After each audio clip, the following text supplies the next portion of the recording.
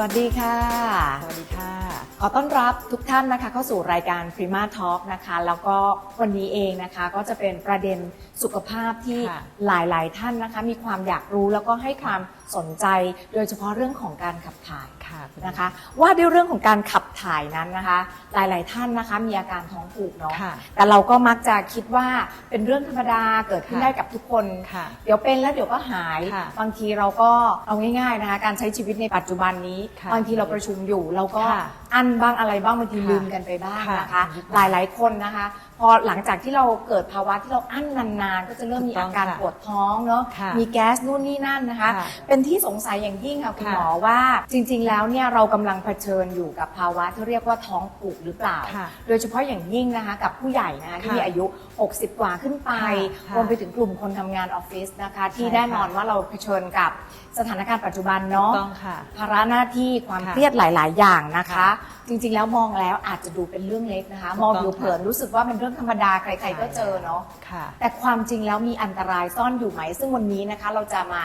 พูดคุยกันในประเด็นเหล่านี้นะคะว่าจริงๆแล้วเนี่ยท้องผูกเนี่ยเมื่อเรารู้ว่าเราเป็นเราต้องรีบรักษาไหมหากปล่อยไว้จะเป็นภาวะเรื้อรังหรือเปล่านะคะและแน่นอนค่ะว่าเมื่อเป็นภาวะเรื้อรังก็อาจจะตามมาด้วยโรคต่างๆอีกหลากหลายโรคนะคะและปัญหาเหล่านี้นะคะเราก็ไม่ควรมองข้ามนะคะเพราะว่าเราจะต้องป้องกันก่อนที่จะเข้าสู่ภาวะเรื้อรังแน่ๆซึ่งเดี๋ยววันนี้เราจะต้องมีการพูดคุยกันเชิงลึกเลยค่ะว่าการเข้าสู่ภาวะเรื้อรังคืออะไรและทำไมเราถึงจะต้องป้องกันก่อนนะคะทีนี้นะคะวันนี้ก็ต้องบอกว่าเราได้รับเกียรตินะคะจากผู้เชี่ยวชาญนะคะต้องบอกว่าคุณหมอนะคะเป็น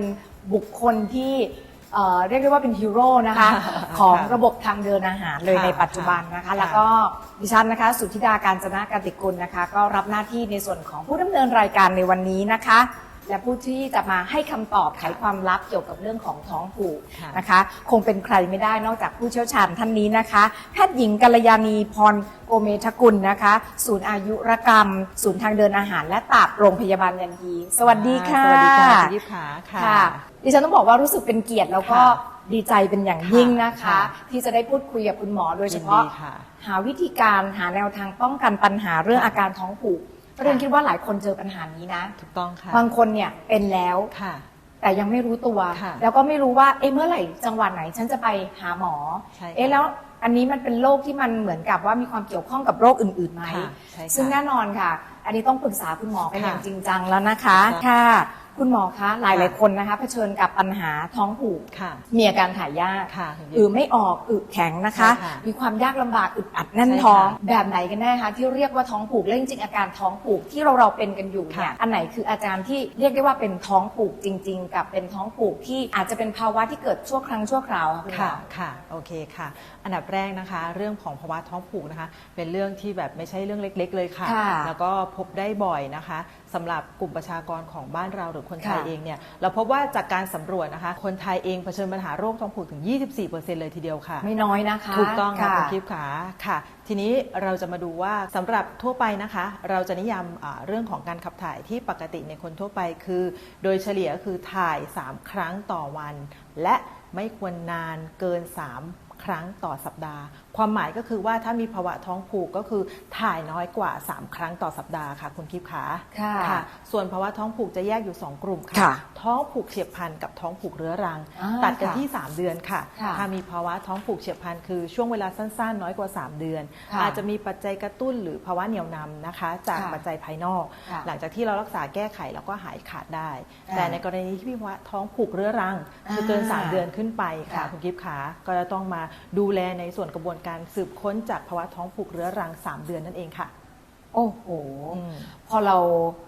ได้เข้าใจถึงนิยามของคำว่าท้องผูกนะคะหลายคนบอกว่าคุณหมอคะกว่าจะเข้าไปถึงสู่ภาวะเรื้อรังที่เราต้องรอดูตามช่วงระยะเวลาแล้วอาการที่เราท้องผูกบ่อยๆเนี่ยส่งสัญญาณอะไรบางอย่างเกี่ยวกับร่างกายของเรา ถึงภาวะท้องผูกนี้ไหมคะ โอเคค่ะเนื่องจากภาวะท้องผูกนะคะก็อาจจะต้องมาสืบค้นอันดับแรกคือเรื่องของสาเหตุเพราะว่าต้นเหตุเป็นสิ่งที่ถ้าเราแก้ไขได้เนี่ยก็จะสามารถทำให้หายได้นะคะขออนุญาตแนะนำเรื่องของสาเหตุที่พบได้บ่อยในภาวะท้องผูกเรื้อรังนะคะหลักๆขอแบ่งออกเป็น4กลุ่มนะคะกลุ่มแรกคือเป็นท้องผูกที่เกิดจากโรคกายค่ะคุณทิพย์ขาเช่นถ้าเรามีภาวะเบาหวานหรือไทรอยด์ทำงานผิดปกติหรือว่าเป็นโรคทางระบบประสาทบางชนิดเช่นพาร์กินสันหรือโรคสมองนะคะก็อาจจะทำให้ระบบการบีบตัวหรือเส้นประสาทมีปัญหาก็จะนำมาสู่ภาวะท้องผูกได้ค่ะอันดับ2ก็คือเกี่ยวกับยาที่เรารับประทานนี่แหละค่ะยาบางตัวนะคะจะทำให้ระบบการบีบตัวของเส้นประสาททำได้ยากนะคะยาลดความดันบางชนิดนะคะยานอนหลับนะคะยากลุ่มจิตเวชแม้กระทั่งยาเกี่ยวกับระบบสมองก็สามารถทำให้บีบตัวได้ช้าและท้องผูกได้ง่ายนะคะอันดับที่3เกี่ยวกับโรคลำไส้โดยตรงเลยค่ะลำไส้ทำงานผิดปกติเช่นมีก้อนหรืออะไรไปขวางทำให้ลำไส้บีบตัวไม่ได้ก็เลยทำให้มีการขัดขวางการขับถ่ายก็เป็นท้องผูกเรื้อรังได้แล้วที่สำคัญนะคะอันดับสุดท้ายคือเป็นภาวะท้องผูกเรื้อรังเนื่องจากระบบการบีบตัวของเส้นประสาทภายในกับการสัมพันธ์กับกระบวนการขับถ่ายผิดเพี้ยนไปซึ่งพวกนี้พบได้ถึง 90% ที่เรากำลังเผชิญอยู่เลยทีเดียวค่ะคุณกิฟต์ค่ะโอ้โหฟังแล้วน่าสนใจนะคะเพราะว่าในประเด็นบางอย่างนะยกตัวอย่างอย่างคนสูงอายุเนาะซึ่งท่านก็ต้องรับประทานยานะคะเพื่อรักษาอาการตามโรคที่เป็นโดยเฉพาะกลุ่มผู้ใหญ่เนี่ยก็จะมีเรื่องของความดันตรงนี้เนี่ยถ้าเขายังคงต้องรับประทานซึ่งก็เป็นยาที่ทานต่อเนื่องประกอบกับมีอาการท้องผูกอยู่ตรงนี้คุณหมอมีข้อแนะนำอย่างไรฮะอันดับแรกนะคะต้องแจ้งแพทย์ผู้รักษาค่ะต้องรีบแจ้งเลยว่าเรามีปัญหาเผชิญกับภาวะท้องผูกนะคะกลุ่มยาพวกนี้จะเป็นกลุ่มยาเฉพาะพูดง่ายๆคือว่าถ้าคุณหมอคนที่ดูแลทราบปัญหาท่านก็จะเปลี่ยนยาให้โดยทันทีค่ะอ๋อก็มีวิธีในการเลือกเหมือนกันว่าเราจะดูแลตัวเองอย่างไรนะคะถูกต้องค่ะในเมื่อตอนนี้ก็ต้องบอกว่ามีโรคประจำตัวแล้วก็ยังมีภาวะท้องผูกถูกต้องค่ะโอ้โหแล้วทีนี้เมื่อกี้ที่คุณหมอบอกว่ามันจะมีเรื่องของ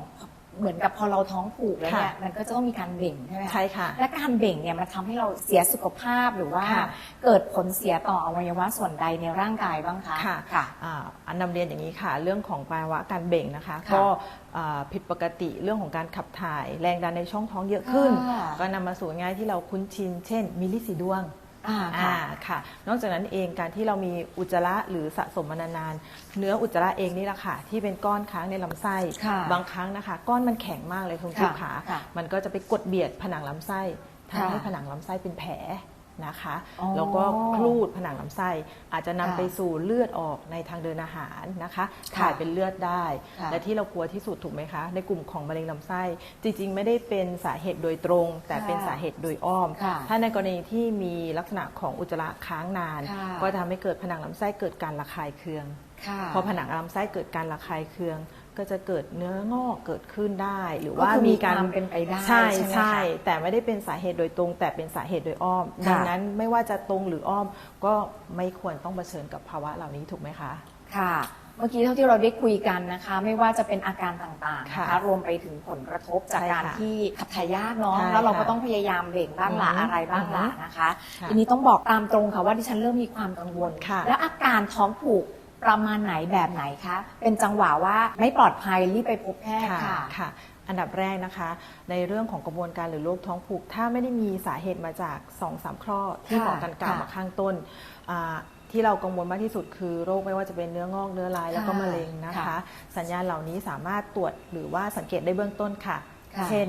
1อุจจาระมีเลือดปนนะคะแล้วก็อุจจาระนะคะมีการผิดปกติเช่นมีมูกนะคะลำเล็กลงนะคะเวลามีอะไรไปขัดขวางทางเดินของอุจจาระนะคะมันทำให้อุจจาระนะคะแทนที่จะเป็นลำยาวสวยงามมันก็จะรีบลงเล็กลงนะคะหรือเวลาเบ่งถ่ายถ้าปวดท้องรุนแรงนะคะอันนี้ก็ต้องไปสืบค้นเพราะว่าอาจจะมีภาวะลำไส้อุดตันได้ท้องอืดแน่นท้องเยอะเลยแทนที่จะแบบถ่ายออกไปแล้วถ่ายหมดถ่ายสุดแต่ว่ามีเรื่องของปวดท้องกับแน่นท้องมากๆนะคะตามมาแล้วก็ที่สัญญาณที่อยากให้ประเมินทุกครั้งก็คือเมื่อไหร่ก็ตามที่มีอาการเหล่านี้ร่วมกับมีอาการเบื่ออาหารหนักลดนะคะคุณกิฟต์คะก็อาจจะต้องแนะนำไปพบคุณหมอเพราะว่าต้องพยายามเช็คสัญญาณอันตรายต่างๆนั่นเองค่ะค่ะเบื้องต้นคุณหมอกำลังจะบอกว่า หากเรารู้สึก ค่ะ ท้องผูก ค่ะ และมีอาการอื่นๆร่วมด้วยนะคะ ค่ะ เบื้องต้นเลยเนี่ยก่อนอื่นเราต้องสังเกตตัวเองก่อ ถู น ก โด ต้ ย อง เฉพาะ ค่ะ อุจจาระของเรา ใช่แล้วค่ะ นะคะว่ามีลักษณะอย่างไรเนาะ ใช่ค่ะใช่ค่ะ ทีนี้นะคะโอ้โหฟังแล้วก็รู้สึกว่าตัวเองก็จะต้องหันมาดูแลตัวเองมากขึ้นนะ ใช่ คะ ค่ะถูกต้อง แม้กระทั่ง ค่ะ อุจจาระของเราในแต่ละวัน ใช่ค่ะ เนาะอาการต่างๆเนาะ ค่ะ คิดว่าหลายๆคนนะสาวออฟฟิศเป็นบ่อยค่ะคุณหมอ ค่ะ ถามได้ไหมคะว่าทำไมกลุ่มคนทำงานออฟฟิศถึง ค่ะ เผชิญภาวะนี้ ค่ะ ค่ะ ค่ะ อันดับแรกนะคะในส่วนของการขับถ่าย สัญญาณของการขับถ่ายนะคะ ทุกคนมีอยู่แล้วค่ะ โดยเฉลี่ยเนี่ยประมาณ 6 ครั้งต่อวันค่ะ ค่ะ ทุกครั้งที่มีสัญญาณปวดมวนท้องอยากถ่ายควรจะไปถ่ายนะคะ ค่ะ ถ้าเมื่อไหร่ก็ตามที่เรากั้นไว้หรือไม่ได้ขับถ่ายออกมา สัญญาณนั้นจะจางหายไปเรื่อยๆนะคะ อ๋อ สุด ค่ะ ท้ายถ้าสมมติเราไม่ขับถ่ายออกมา แล้วสัญญาณช้าลง ค่ะ หรือน้อยลง ตัวลำไส้เราเองนี่แหละค่ะที่ทำงานช้าลง ก็จะมีภาวะลำไส้ขี้เกียจค่ะ อ๋อค่ะ ซึ่งภาวะลำไส้ขี้เกียจนะคะจะทำให้อุจจาระขับออกได้ไม่หมด สุดท้ายอาจจะมีปัญหาในส่วนของโรคอุจจาระเต็มท้อง หรืออะไรเหล่านี้ตามมา ใช่ค่ะ ดังนั้นในกลุ่มสาวออฟฟิศหรือภาวะที่เร่งรีบ ถ้ามีโอกาสนะคะหมอกันแนะนำไม่ควรกั้นอุจจาระ ถ้ามีโอกาสควรจะไปขับถ่ายออกให้เรียบร้อย เพราะถ้าไม่อย่างนั้นแล้วสัญญาณพวกนี้ก็จะลดลง สุดท้ายก็จะเป็นภาวะเรื้อรังแก้ไขลำบากค่ะ ค่ะ ปัจจุบันนี้นะคะนอกเหนือจากสาวออฟฟิศเนาะ ค่ะ เด็กนะคะก็มี ถูกต้อง ภาวะท้องผูก ค่ะ นะเพราะว่าเด็กบางคนไม่ชอบทานผัก ถูกต้อง นนี้ เลย จริง ที ไหม เดียว คะที่ จริง การไม่ ค่ะ ทานผัก จริง เป็นสา ค่ะ เหตุหนึ่งที่ทำให้ ค่ะ เขาท้องผูก จริงๆ แล้วในกลุ่มของอาหารประเภทไฮไฟเบอร์นะคะหรือ ค่ะ กลุ่มผักนะคะ ค่ะ เราแนะนำให้ทานประมาณ 400 กรัมต่อวันเลยทีเดียวค่ะ ค่ะ พี่ค่ะดังนั้นถ้าสมมุติเราทานกลุ่มไฟเบอร์น้อยนะคะ ก็อาจจะมีผลทำให้มวลอุจจาระนะคะ ไม่เกาะกลุ่มรวมกัน เวลาที่ขับถ่ายออกมาจะทำให้ยิ่งขับถ่ายลำบากค่ะ อืม ดังนั้นน้องๆ หนูๆ ไม่ควรจะหลีกเลี่ยงการทานผักผลไม้นะคะ เพราะจะช่วยป้องกันโรคท้องผูกได้ค่ะ ค่ะขออนุญาตถามแทนผู้ใหญ่หลาย ๆ ค่ะ ท่านนะคะ ค่ะ หลาย ๆ ท่านที่อายุมากกว่า ค่ะ 60 ปี ค่ะ ขึ้นไปก็ประสบพบเจอกับปัญหานี้นะคะทำไมถึงโรคเนี้ยเกิดขึ้นกับคนที่สูงอายุคะ ค่ะ อันดับแรกนะคะในคนสูงอายุนะคะ ก็จะมีเรื่องของระบบประสาทที่เสื่อมลง อ๋อ นะ ค่ะ คะ ค่ะ อันเนี้ยก็จะเป็นเหตุผลเรื่องของ aging change ค่ะ เวลาลำไส้บีบตัวช้าลง ค่ะ มวลอุจจาระเองก็จะเคลื่อนตัวได้ช้า อ๋อ การ ค่ะ แรงบีบหรือแรงส่งในการขับถ่ายก็ยิ่งทำได้ยากนะคะ ค่ะ อีกอันนึงก็อาจจะเป็นในส่วนของความแข็งแรงในของกระบวนการขับถ่าย ค่ะ เพราะเวลาที่เราจะขับถ่ายนะคะ การเบ่งถ่ายเนี่ยเราต้องอาศัยทั้งเรื่องของการคลายตัวของหูรูด ค่ะ ความแข็งแรงของอุ้งเชิงกรานในการผลักหรือดันอุจจาระออกมา ค่ะ ในกรณีเหล่านี้คนสูงอายุจะทำได้ยากค่ะคุณ อ่า คะใช่ ค่ะ ใช่ก็เลยเป็นเหตุผลว่าทำไมคนสูงอายุถึงมีปัญหาในกระบวนการขับถ่าย และมีภาวะท้องผูกได้ง่ายกว่าคนทั่วไปค่ะ อันนี้เป็นความสงสัยส่วนบุค ค่ะ คลเลยนะคะ ค่ะ หลาย ๆ ครั้งที่ฉันเจอคนที่เหมือนกับเป็นคนรุ่นหนุ่มสาว ค่ะ แล้วก็มีการออกกำลังกายอย่างต่อเนื่อง ค่ะ แต่ก็จะเจอปัญหาท้องผูกคุณหมอ ค่ะ พอจะบอกกันได้ไหมคะว่า เอ๊ะเขาก็รู้เป็นเหมือนกับ ค่ะ วัยเนี่ยก็ไม่ใช่กลุ่มเสี่ยง ค่ะ แต่ก็ยังเจอปัญหานี้น่า ค่ะ จะเป็นมาจากสาเหตุอะไรได้บ้างคะ หลากหลายมากเลยค่ะ เริ่มตั้งแต่พฤติกรรมการใช้ชีวิต ค่ะ นะคะ ถ้าเราทานอาหารได้ตรงเวลา ค่ะ ถ่ายเป็นเวลาก็ช่วยส่งเสริมทำให้กระบวนการขับถ่ายได้ดีขึ้น ค่ะ แต่ถ้าเรากินไม่ตรงเวลาดื่มน้ำน้อย เกี่ยวด้วยนะคะ เกี่ยวกัน ค่ะ หมดเลยค่ะ แม้กระทั่งการทานการกากใยไม่เหมาะสมนะคะ ค่ะ ก็อาจจะทำให้ขับถ่ายได้ยากนะคะ อ๋อ หรือกระบวนการเบ่งถ่ายจริง ๆ มีบางท่านนะคะ อาจจะไม่รู้ว่าการเบ่งจริง ๆ ก็ต้องเบ่งอย่างถูกวิธีค่ะคุณพิพา คุณหมอต้อง ค่ะ แบ่งยังไงคะ อันดับแรกนะคะท่าเบ่งนะคะ จริงๆ โดยธรรมชาตินะคะท่าเบ่งที่ถูกวิธีถ้าให้คิดภาพก็คือถ้าเป็นไปได้คือส้วมซึมหรือว่า ค่ะ ค่ะมุมของตัวขาเรากับ ค่ะ อุ้งเชิงกรานนะคะ ค่ะ ต้องเป็นมุมแหลม อ๋อ เพื่อทำให้อุ้งเชิงกรานนะคะมีการหย่อนตัว ค่ะ นะคะแล้วก็ ค่ะ หูรูดมีการคลายตัว อ๋อค่ะ ก็จะทำให้พาร์ทอุจจาระหรือขับถ่ายได้ง่าย แต่ถ้าสมมติเรานั่งเป็นชักโครก ค่ะ เหมือนนั่งโต๊ะอย่างเงี้ยค่ะ แล้ว ค่ะ แรงเบ่งหรือว่าตัวมุมนะคะ ค่ะ มันไม่ค่อยดีนัก อ่า ก็จะทำให้ขับถ่ายได้ไม่ดี ดังนั้นอันดับแรกก็คือถ้าเราเบ่งไม่ถูกไม่ ค่ะ เพิ่มแรงดันในช่องท้อง ค่ะ หรือเบ่งขึ้นหัวค่ะ ไม่ออกนะคะคุณ โอ้ ฟ้าใช่ ค่ะ ใช่ หลายคนไม่รู้นะคะ ใช่ ณหม ค่ะ หลายคนไม่รู้แล้วก็ ค่ะ ดิฉันคิดว่าส่วนใหญ่อาจจะไม่คุ้นชินเนอะโดย ใช่ เฉพาะ ค่ะ การที่เราจะต้องไปขับถ่ายนอกบ้าน ใช่ ไหม ค่ะ คะ ถูกต้องค่ะ การนั่งอยู่ในห้องน้ำนานๆท่า ใช่ ทางอะไรแบบนี้ ถูกต้องค่ะ อ๋อมิน่าก็อาจจะเป็นสาเหตุหนึ่ง ใช่ ที่ ใช่ เอาง่ายๆนะ ค่ะ คนที่อยู่ในกลุ่มที่เป็นวัยรุ่นหรือ ค่ะ ว่าเป็นวัยผู้ใหญ่ปกติเนี่ย อือฮึ เราก็จะเจอภาวะนี้เช่นกัน ถูกต้องค่ะ โอ้ฟังแล้วจริง ๆ ท้องผูกเนี่ยไม่เลือกวัยไม่เลือกเพศนะ ถู คะ กต้อง สามารถ ค่ะ เกิดขึ้นได้กับทุกคน ใช่แล้วค่ะ จริงๆก็ขึ้นอยู่กับหนึ่งก็คือปัจจัยส่วนบุคคลสอง ถูก เนี่ย ต้อง คือ ค่ะ พฤติกรรมการใช้ชีวิต ถูกต้องแล้วค่ะ นะคะ อือฮึ โอเค เมื่อกี้เราได้ฟังแล้วเราก็ได้ยินที่ดิฉันที่เกริ่นไปว่า ค่ะ เราควรดูแลตัวเองนะคะ ค่ะ ก่อนเข้าสู่ภาวะท้องผูกเรื้อรัง ค่ะ หลายคนบอกว่าคุณหมอคะพอพูดถึงภาวะท้องผูกเรื้อรัง ค่ะ จริง ๆ แล้วคืออะไรกันแน่คะ ค่ะสรุปก็คือภาวะที่เราขับถ่ายน้อยกว่า 3 ครั้งต่อสัปดาห์ โดยอาการเหล่านี้มีปัญหาต่อเนื่องยาวนานมากกว่า 3 เดือนขึ้นไปค่ะ โอ้โห ทีนี้พอมากกว่า 3 เดือนขึ้นไป หลายคนสอบถามเข้ามา คุณหมอมันจะส่งผลต่อลำไส้ไหม แล้วมันจะทำให้ลำไส้เราพังได้ไหมคะในอนาคต ก็ต้องยอมรับค่ะ ถ้ากระบวนการขับถ่ายมีปัญหาอันดับแรกอุจจาระคือของเสียที่สะสมในลำไส้มากจนเกินไป ค่ะ มันจะมีภาวะเขาเรียกแบคทีเรียลโอเวอร์โกรธคือแบคทีเรียต่างๆ ในลำไส้นะคะมันผิดสมดุลนะคะ ก็อาจจะทำให้มีผลระยะยาว เช่น มีภาวะส่งเสริมทำให้มีแก๊สค้าง อุจจาระค้าง แล้วก็ลำไส้แปรปรวนได้ง่ายในอนาคตนะคะ ค่ะ หรือแม้กระทั่งการเกิดภาวะโรคร่วมต่างๆ ที่พัฒนาตามไป เช่น ค่ะ โรคลินสีดวงนะคะ ค่ะ ลำไส้อักเสบเรื้อรัง ค่ะ อุจจาระค้างเสียดสีลำไส้เป็นแผล แม้กระทั่งภาวะเสี่ยงต่อมะเร็งลำไส้ก็สามารถเกิดขึ้นได้ค่ะ โอ้โห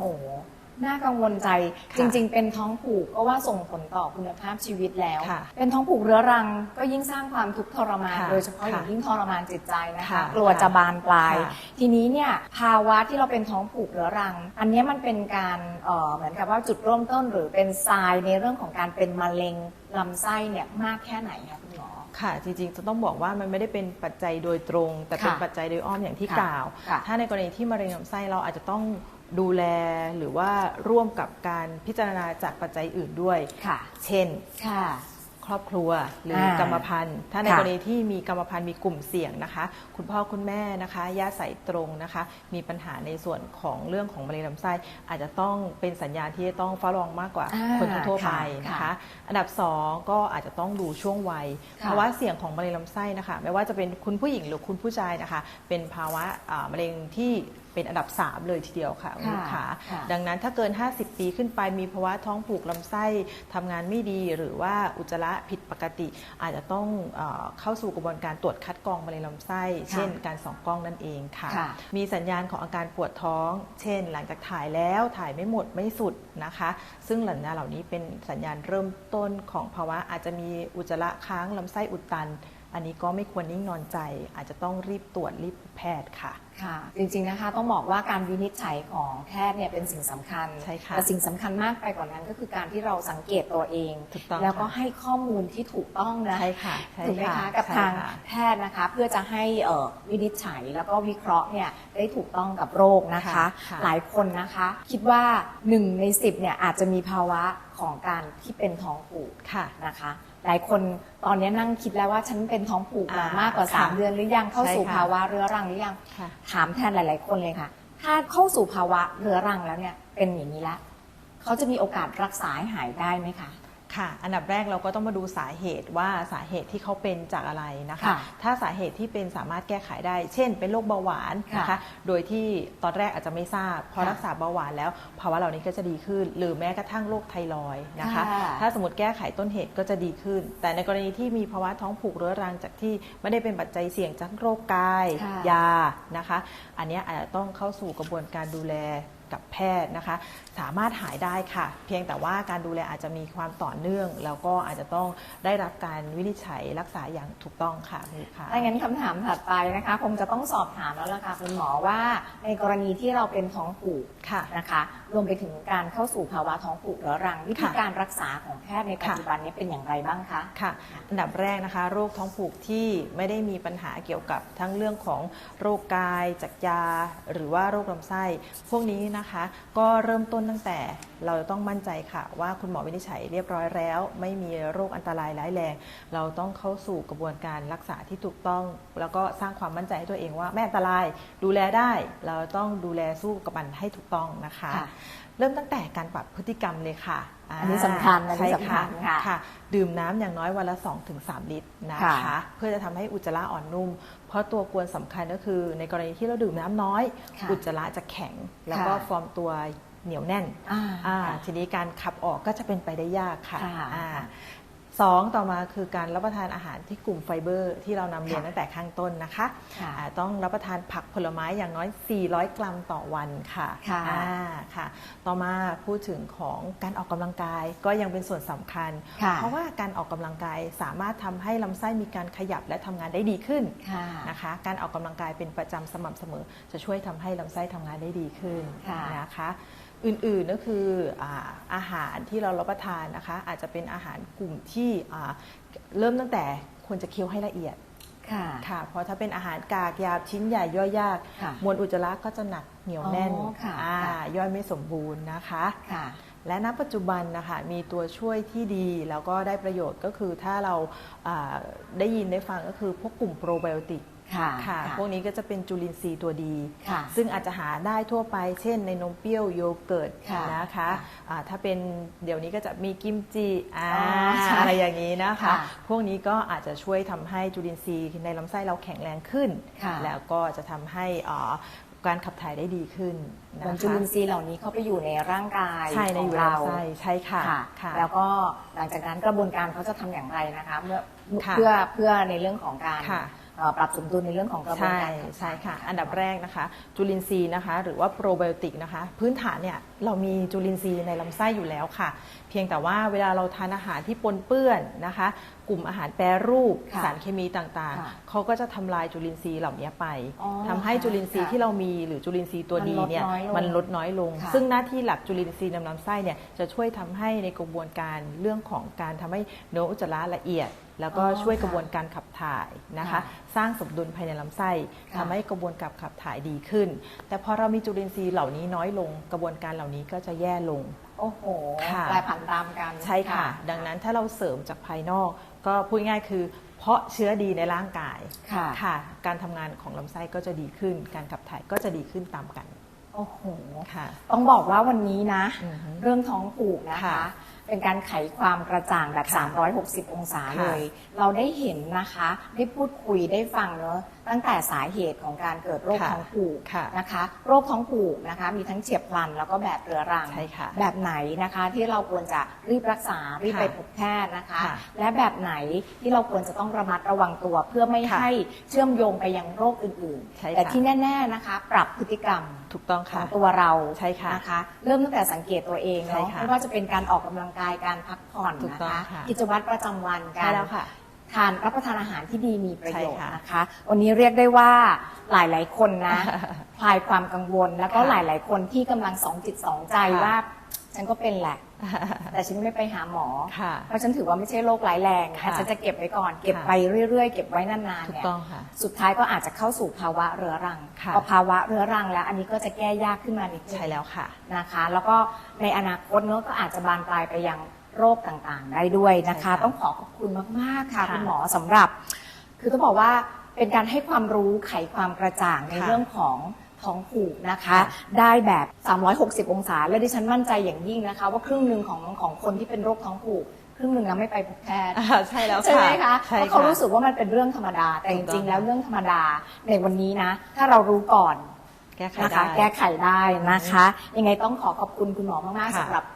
ข้อมูลดีๆมากๆในวันนี้กับเรานะคะขอบคุณมากๆนะคะสวัสดีค่ะและสุดท้ายนี้นะคะปริมาขอให้ทุกๆคนนะคะมีสุขภาพดีแล้วก็แข็งแรงไปด้วยกันนะคะขอบคุณที่รับชมค่ะสวัสดีค่ะ